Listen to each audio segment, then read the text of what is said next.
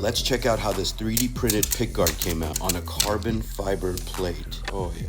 Cleanest infill. But they didn't all come out that clean. Look at the first few ones. Like the print lines distract from the carbon fiber pattern. Then sometimes there wasn't enough of an infill and you can see through little dots, little open areas. Needs to be filled in a lot more than this for the carbon fiber to show perfectly. Here's another one that I just finished while I was making this video. Hilbert curve infill. And that makes the carbon fiber pattern look a lot better all the way through. But I think this is as good as it can get unless somebody in the comments can suggest even better ways to do this. I'll show you some of the settings I went through. I had to adjust some things that I had never adjusted before in Orca Slicer. When you select your object, take your bottom shell layers, crank it up to 5, and my bottom surface pattern is a Hilbert curve.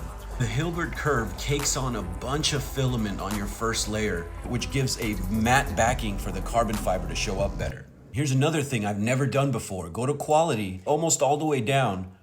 Under walls and surfaces, my bottom surface flow ratio, I turned it up a little bit to 1.05. That ensures that a little bit more filament is forced onto only the bottom layer, so that all those little gaps in between the Hilbert curve are filled in perfectly.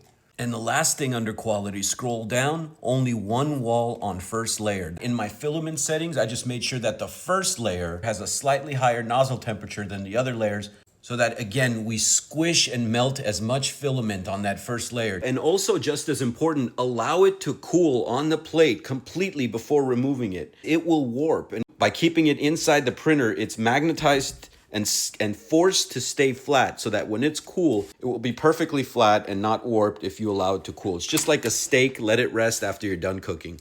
These will be available at midnight tonight. If you guys have a Fender Telecaster and would like one of these, I'm open to suggestions on how I can improve this. If I'm missing any steps, please let me know in the comments. I would appreciate that very much. Thank you guys.